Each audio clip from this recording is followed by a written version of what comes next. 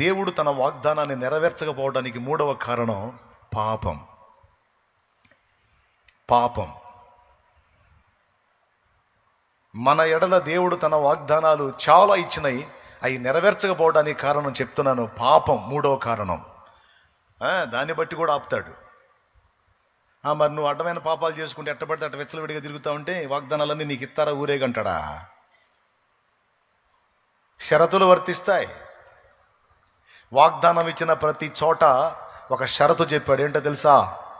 నా మాట విని దాని చొప్పున నడవాలి నువ్వని. కొట్టో కొట్టో కొట్టో. నా మాట విని దాని చొప్పున నువ్వు నడవాలి అనే ప్రతి వాగ్దానానికి ముందు ఒక వార్నింగ్ షరతు ఉంది. అడ్వర్టైజింగ్లో వస్తాయి కదా, 24 మాటలు చెప్తారు, అన్నీ చెప్పి ఫైనల్లో షరతులు వర్తిస్తాయి అంటారు. మరి మీకు గుర్తుందో లేదో, మనకైతే పక్కా షరతు వర్తిస్తుంది. వాగ్దానాన్ని నెరవేర్చే విషయంలో దేవుడు అసమర్థుడు కాదు, సమర్థుడు. కానీ దేవుడిచ్చిన షరతుని మనం నిర్లక్ష్యం చేయకూడదు. కానీ కొంతమంది ఏం చేస్తారో తెలుసా? ఒక పక్క ప్రార్థన చేసి వాగ్దానాన్ని ఎత్తిపట్టి అడుగుతారు, మరో పక్క పాపంలో కంటిన్యూ అవుతారు, దేవుని మాటలకు అవిధేయత చూపుతారు. సింపుల్గా మీరు చూడండి, ద్వితీయోపదేశ కాండం 28వ అధ్యాయము 1వ వచనం నుంచి, లేకపోతే 3వ వచనం నుంచి చదువు. ద్వితీయోపదేశ కాండం 28వ అధ్యాయం 3వ వచనం నుంచి చదువు. నీవు పట్టణములో దీవింపబడుదువు, పొలముల్లో దీవింపబడుదువు. నీ గర్భఫలము, నీ భూఫలము, నీ పశువుల మందలు, నీ దొక్కిటెద్దులు, నీ గొర్రె మేకలు మందలు దీవింపబడును. నీ గంపయు, పిండి పిసుకు, నీ తొట్టియు దీవింపబడును. అప్పుడున్నాయన్న అవి కాబట్టి అవి దీవించాడు. ఇప్పుడున్నాయి మనవి వేరే కాబట్టి మనవి కూడా దీవిస్తాడు. ఆ వాగ్దానం మనకు కూడా వచ్చింది. ఇంకా అయిపోలా, ఇంకా ఉన్నాయి. నీవు లోపలికి వచ్చినప్పుడు దీవింపబడుదువు. నిద్రపోయాడు స్తోత్రం చెప్పండి గట్టిగా. అమ్మ బాబోయ్, చాలా చురుకున్నారు మీరా. చదువు. నీవు లోపలికి వచ్చినప్పుడు దీవింపబడుదువు, వెలుపలికి వెళ్ళినప్పుడు దీవింపబడుదువు. నీ మీద పడు నీ శత్రువులను యెహోవా నీ ఎదుట హతమగునట్లు చెయ్యును. వారొక త్రోవను నీ మీదికి బయలుదేరి వచ్చి 7 త్రోవలను ఎదుట నుండి పారిపోవుదురు. నీ కొట్లలోను నీవు చేయు ప్రయత్నములన్నింటిలోనూ నీకు దీవెన కలుగునట్లు యెహోవా ఆజ్ఞాపించును. అయ్యా అయ్యా అయ్యా, అట్లా చెయ్యయ్యా, ఆశీర్వదించయ్యా, అట్లా చెయ్యయ్యా అనిపిస్తుందా లేదా? ఎంతమందికి అనిపిస్తుంది? ఇప్పుడు ఇవన్నీ నీకు కావాలా వద్దా? అవన్నీ నీకు కావాలా వద్దా? కావాలన్న వాళ్ళు చేతులు ఎత్తండి. నేను 2 చేతులు ఎత్తాను, నాకైతే ఇంకా ఫుల్ కావాలి. ఎందుకంటే నేను చాలామందికి సాయం చేయాలి. అందుకని దేవునికి స్తోత్రం. అలానే ఉంచండి, మీరు దించవాకండి. కావాలా? ఇవన్నీ కావాలా? చదువు, ఇంకా అయిపోలా, చదువు. నీ దేవుడైన యెహోవా నీకిచ్చుచున్న దేశములో ఆయన నిన్ను ఆశీర్వదించును. నీవు నీ దేవుడైన యెహోవా ఆజ్ఞలను అనుసరించి ఆయన మార్గములలో నడుచుకుని ఎడల యెహోవా నీకు ప్రమాణము చేసి ఉన్నట్లు ఆయన తనకు ప్రతిష్ఠిత జనముగా నిన్ను స్థాపించును. దేవునికి మహిమ. అసలు ఇది ఇంకా గొప్ప విషయం. ఇప్పటిదాకా భౌతికమైనే, అసలు ఆయన నిన్ను తనకు ప్రతిష్ఠిత జనముగా చేస్తాడంటే నువ్వు దేవుని జనాంగం అయిపోతావు. ఇది ఇంకా తీవ్రమైన వాగ్దానం. ఇన్ని వాగ్దానాలు ఉన్నాయా? షరతు స్టార్టింగ్లో పెట్టాడు. ఇవన్నీ నీకు కావాలి అన్నోళ్ళు చేతులు ఎత్తండి అంటే మొత్తం ఎత్తారు. ఇప్పుడు కూడా ఎత్తారు. మొత్తం నాకు కావాలన్నోళ్ళు చేతులు ఎత్తండి. మళ్ళీ ఏం పర్లేదు, ఎక్సర్సైజ్ లాగా ఉంటుంది మనకి కదా. రైట్, అందరికి కావాలి. స్టార్టింగ్ చదువునానా? నీవు నీ దేవుడైన యెహోవా మాట శ్రద్ధగా విని నేడు నేను నీకు ఆజ్ఞాపించుచున్న ఆయన ఆజ్ఞలన్నిటినీ అనుసరించి నడుచుకుని ఎడల నేను నీకు చెప్పిన విషయాలు గౌరవించి వాటి చొప్పున నీవు నడుచుకొనిన ఏడాలా మొత్తం నీకే. నిన్నుగాక ఎవరిని దీవిస్తా బిడ్డ? నిన్నుగాక ఎవరిని హెచ్చిస్తా? కాకపోతే షరతు ఏంటంటే నేను చెప్పిన మాట నువ్వు వినాలి. నువ్వు నకరాలు చేస్తే కాదు, నువ్వు పిచ్చి విషయాలు వేస్తే కాదు. నేను చెప్పినట్టు వింటావా? తప్పకుండా నీ కృపణిస్తా. అయినా అసలు మనకి అన్ని పాత నిబంధన కాదన్నా, మన కొత్త నిబంధన. ఓకే, కొత్త నిబంధనకి వద్దాం. యోహాను సువార్త 15వ అధ్యాయం 7వ వచనం సగం నుంచి చదువు. మీకేది ఇష్టమో అడుగుడి. అది చదువు నాన్న. యోహాను సువార్త 15వ అధ్యాయము 7వ వచనం సగం నుంచి. నా యందు మీరును నువ్వు గుట్టు బయట పెడతా. సగం నుంచి చదవమంటే మీకేది ఇష్టమో అడుగుడి. అది నువ్వు చదవాల్సింది. అప్పుడే గుట్టు బయట పెడితేట. మీకేది ఇష్టమో అడుగుడి, అబ్బా, అది మీకు అనుగ్రహింపబడును. సూపరు. దేవునికి స్తోత్రం. ఎంతమందికి కావాలి ఈ వాగ్దానం? యేసయ్య అంటున్నాడు, ఇది సాక్షాత్ యేసయ్య. మీకు ఏది ఇష్టమో అడగండి, మీకు ఏం కావాలి, మీకు ఏది ఇష్టం నేను ఇస్తా అంటున్నాడు. బా, అట్టయితే నాకు చాలా ఇష్టాలు ఉన్నాయి ప్రభా. కుప్పలు ఎన్ని కుప్పలైన తెచ్చుకో, ఇస్తా. అయితే షరతు ఉంది. షరతు ఏంటో తెలుసా? నా యందు మీరును మీ యందు నా మాటలు నిలిచున్న ఎడలా మీకేది ఇష్టమో అడగండి, నేను చేయకపోతే అప్పుడు అడగండి అన్నాడు. పాత నిబంధనలోనే కాదు, క్రొత్త నిబంధనలో కూడా ఈ పాయింట్ రైజ్ చేశాడు. చూడండి, నేను మీరు ఇష్టపడిందలా నెరవేర్చాలి అంటే ఒకటే గుర్తుపెట్టుకోండి, నా మాట మీరు రెస్పెక్ట్ చేయాలి, నా మాట దాటిపోవద్దు, నాకు నచ్చని విషయాలు నువ్వు చేయొద్దు, పాప సంబంధమైన క్రియలో నువ్వు ఉండొద్దు. యెహోషువకి ఏం వాగ్దానం చేశాడు?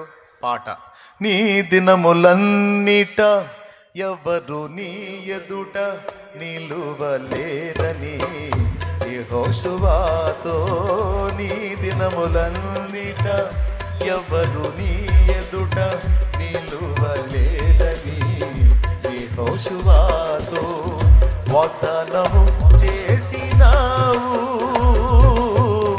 వాగ్దాన భూమిలో చేర్చినావు, వాగ్దానము చేసినావు, వాగ్దాన భూమిలో చేర్చినావు. సర్వోతుడా నీవే నాకు ఆశ్రయ దుర్గము, ఎవరు లేరు నాకు ఇలలో, ఎవరు లేరు నాకు ఇలలో, ఆదరణ నీవేగా,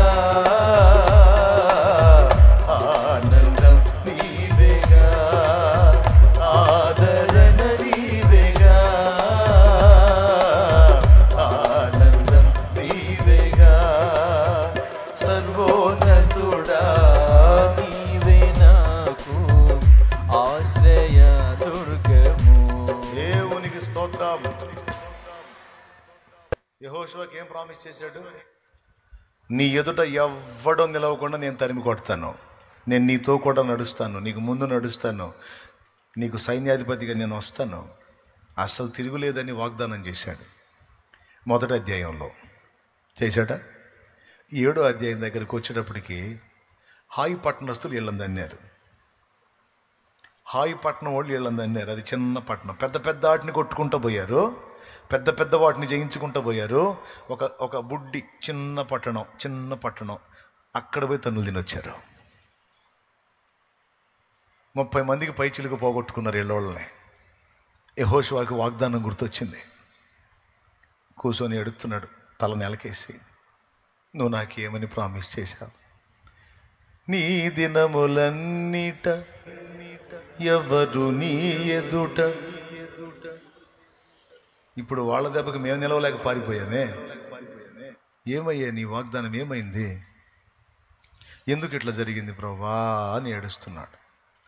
అప్పుడు దేవుడు చెప్పాడు, నేను ఇచ్చిన వాగ్దానం తప్పిపోయేవాడినే కాదు, దాన్ని నెరవేర్చుటకు సమర్థుడిని. అయితే ఇశ్రాయేలులో పాపం జరిగింది, శపితమైన వాటిని ముట్టవద్దని నేను చెప్పానా లేదా? చెప్పావయ్యా. కానీ మీ గుంపులో ఒకడు శాపగ్రస్తమైన దాన్ని తెచ్చుకొని దాచిపెట్టుకున్నాడు. గుడారంలో గుంట తీసి దాచిపెట్టాడు వాడు. అవునా? ఎవడు ప్రభువా? జనాన్ని పిలువు, ఫలానా గోత్రాన్ని పిలువు, ఫలానా గోత్రం నుంచి ఫలానా వంశం మొత్తం ఫిల్టర్ చేస్తే మనోడు దిగాడు. ఆకాను. ఎవరు దిగారు? ఆకాను. చెప్పాడు యెహోషువ, కుమారుడా, దేవుని గౌరవించి సన్మానించి అసలు ఏం జరిగిందో చెప్పు. దేవుడు నిన్ను పట్టించాడు, ఏం చేశావు? యెరికో ప్రాంతాన్ని మనం ముట్టడేసినప్పుడు, దాన్ని మనం స్వాధీనం చేసుకున్నప్పుడు, అక్కడున్నవన్నీ శపితమైన వస్తువులు ముట్టొద్దని ఫస్ట్ నుంచి మీరు చెప్తా వచ్చారు, దేవుడు చెప్తా వచ్చాడు. కానీ నేను వినలా, దురాశకు లోనయ్యాను. ఆ శపితమైన వస్తువుల్లో కొన్నిటిని తీసుకొచ్చి అదిగో ఆ గుడారం మధ్యన నేను వాటిని దాచాను అన్నాడు.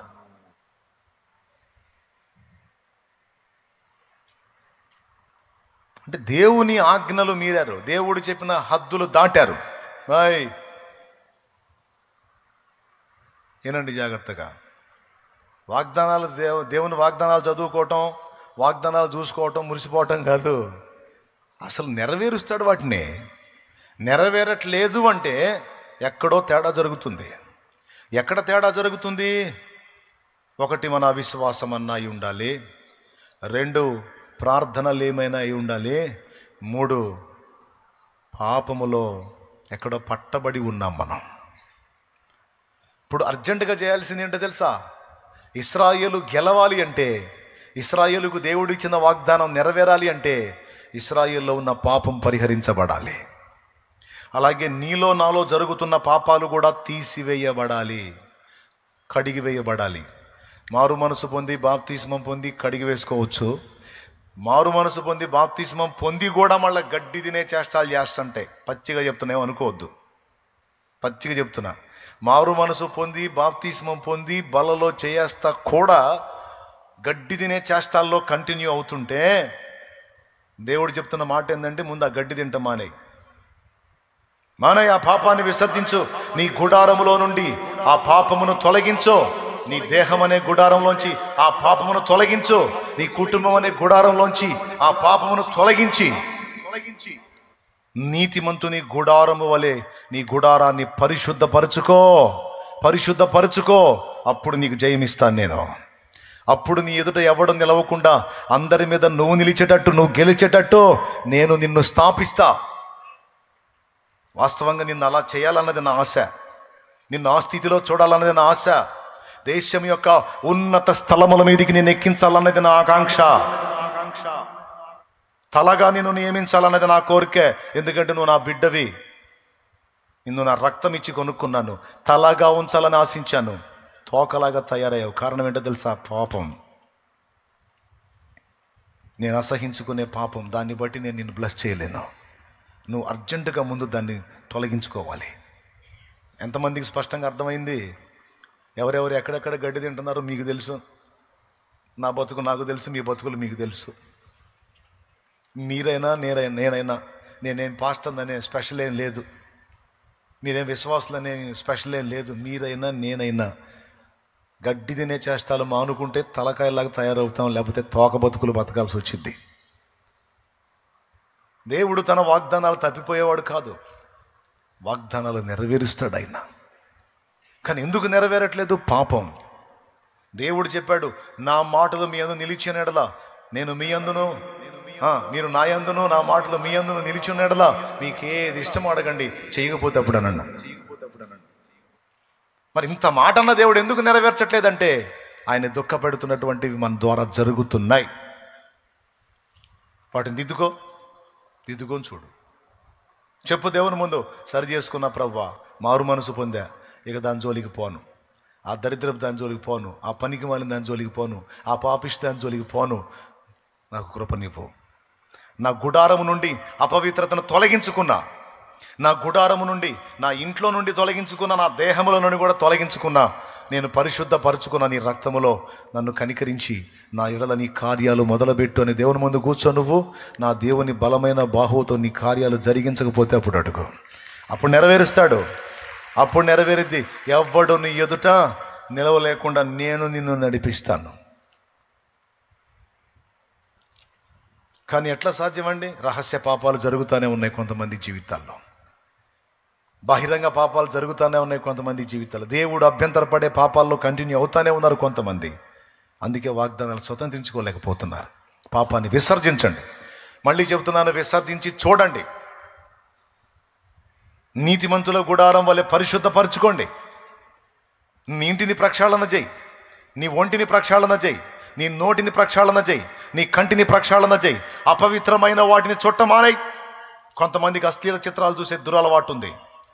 రాత్రుల వేళల్లో పర్సనల్గా ఉన్నప్పుడు సెల్ ఫోన్లు ఓపెన్ చేసుకొని అశ్లీలమైన అపవిత్రమైన వాటిని చూసే అలవాటు ఉంది. దేవుడు అభ్యంతర పడతాడు. అపవిత్రమైన వాటిని చుట్టమానేయ్, అసహ్యమైన వాటిని చుట్టమానేయ్. నీ గుడారంలో నుంచి ఆ శాపాన్ని తొలగించు, ఆ పాపాన్ని తొలగించు. నేను నిన్ను ఆశీర్వదించాలనుకుంటున్నాను. శాపగ్రస్తులాగా ఉండొద్దు, శాపగ్రస్తులు చేసే క్రియలు చేయొద్దు. అపవిత్రమైన వాటిని నీ యొద్ద నుండి తొలగించుకో. అది తొలగించబడ్డ తర్వాత మళ్ళా నెక్స్ట్ రౌండ్లో ఇశ్రాయేలుకు జయం వచ్చినట్టు యెహోషువ గ్రంథంలో రాయబడి ఉంది. నీకు ఆశ్చర్యం, అరే నాకంటే చిన్న వాళ్ళు లైన్లో ఉంటున్నారు, నేను ఎందుకు ఇలాగ అయిపోతున్నానంటే ఒకవేళ పాపమై ఉండొచ్చు. చిన్న వాటిని గెలవలేకపోతున్నాను, చిన్న పట్టణాన్ని జయించలేకపోయానని యెహోషువ ఏడ్చినట్టుగా నువ్వు ఏడుస్తుండొచ్చు. కారణం ఏమై ఉంటుందో తెలుసా? ఎందుకు నీకు దేవుడు హెల్ప్ చేయలా? ఎందుకు ఓటమికి అప్పచెప్పాడు? ఎందుకు అవమానానికి అప్పచెప్పాడు? పాపం. ఇది ఎవ్వరికి ఇందులో కేటాయింపు లేదు, మినహాయింపు లేదు. రాజ్యాన్నేలే రాజైనా, దేశాన్నేలే ప్రధానైనా, రాష్ట్రాన్నేలే ముఖ్యమంత్రి అయినా, ఎవరైనా ఇందులో వేరియేషన్ లేదు. అందరూ ఆయన ముందు సమానమే. వాళ్ళు దేవుణ్ణి ఎరిగిన వాళ్ళు అయి ఉంటే వాళ్ళు దిద్దుకోవాల్సిన లెక్కలు దిద్దుకోకుండా పాపాన్ని నిర్భీతిగా నిర్భయంగా చేస్తూ ఏముందులే అనుకుంటే ఆడ కూసోరా పెద్ద మనిషిని కూర్చోబెడతాడు దేవుడు. కూర్చోబెడతాడు, ఎవరినైనా కూర్చోరా పెద్ద మనిషి, నువ్వు ఓడిపోతావు, ఓడిపోయి కూర్చో అని కూర్చోబెడతాడు. గుండెల్లో దేవుని భయం ఉండాలి. నా దేవుడు ఒప్పుకోడు ఈ పాపాన్ని, నా దేవుడు ఒప్పుకోడు ఈ అసహ్యమైన క్రియల్ని, నా దేవుడు ఒప్పుకోడు ఈ పనికిమాలిన పనుల్ని. నా దేవుడికి నచ్చే పనులు నేను చేస్తాను. నన్ను నిలబెట్టేవాడు, నా తల ఎత్తేవాడు, నాకు సింహాసనం ఇచ్చేవాడు, నాకు కిరీటం ఇచ్చేవాడు నా ప్రభు. నిందల పాలై నిత్య నిబంధన నీతో చేసిన దానియేలుకు, నిందల పాలై నిత్య నిబంధన నీతో చేసిన దానియేలుకు సింహాసన మీర్చినావు, సింహాల నోళ్లను మూసినావు, సింహాసన మీర్చినావు, సింహాల నోళ్లను మూసినావు. సర్వోన్నతుడా నీవే నాకు ఆశ్రయ దుర్గము, సర్వోన్నతుడా నీవే నాకు ఆశ్రయ దుర్గము. దేవా నా ఉపాధి ఎందుకు దీవించబడట్లేదు ప్రభువా అని కొంతమంది ఏడుస్తారు, కొంతమంది బాధపడతారు. నా పొలం ఎందుకు పండలేదు, నా వ్యాపారం ఎందుకు అభివృద్ధి కాలేదు, నేను ఉన్నతమైన స్థితికి వెళ్ళాలనుకున్నా ఎందుకు వెళ్ళలేకపోతున్నా, రకరకాలు. దేవుడు అంటాడు, రాజీ పడ్డావు కదా నాన్న పాపంతో, రాజీ పడ్డావు కదమ్మా పాపంతో. రాజీ పడటం అంటే ఏంటో తెలుసా? ఫిక్స్ అయిపోవటం. దాన్ని మానుకోలేను, అది కంటిన్యూ అవుతానే ఉంటుంది, నా వల్ల కాదు అని ఫిక్స్ అయిపోవటం. ఫిక్స్ అయిపోవటం వేరు, పోరాటం వేరు. దేవుడు ఏం ఆశిస్తున్నాడో తెలుసా? పోరాడు, ఎదిరించు, దాన్ని అధిగమించడానికి కష్టపడు, నేను మెచ్చుకుంటా, నీకు హెల్ప్ చేస్తా. అంతేగాని అబ్బో మన వల్ల కాదు, ఆ లింకు తెంచుకోవటం మన వల్ల కాదు, కష్టం అని లింకుని కంటిన్యూ అయితే అక్కడే జావంటాడు దేవుడు. ఆ లింకులోనే జావరా, నీ బతుకు అక్కడే తెల్లారిద్ది అంటాడు. లేదు, నీవు ఆశీర్వదించబడాలా, తలగా ఉండాలా, దేశం యొక్క ఉన్నత స్థలాలకు ఎక్కాలా, అన్ని విధములైన ఆశీర్వాదం స్వతంత్రించుకోవాలి. అట్లయితే దేవుడు చెప్పినట్టు చక్కదిద్దుకో, లింకులు తెంచుకో, క్రమంలోనికి రా. నా తండ్రి నీకు ఇచ్చిన ప్రామిస్ నెరవేర్చకపోతే అప్పుడు అడుగు. ఆమెన్, ఆమెన్, హల్లెలూయా, హల్లెలూయా. అది విషయం. మూడవది పాపం.